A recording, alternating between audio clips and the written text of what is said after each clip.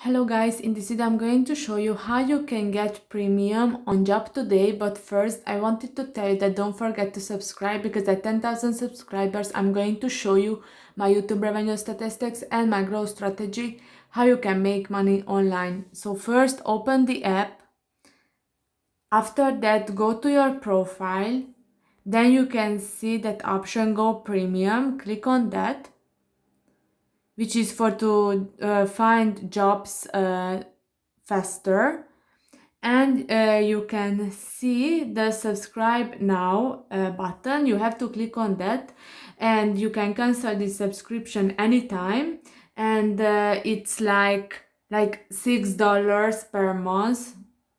Okay, subscribe now, click on that, and you can see that you have to add a payment method to your account.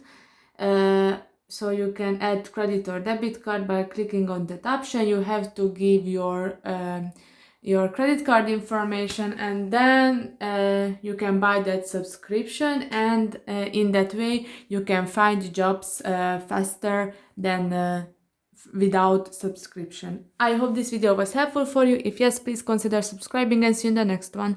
Bye bye.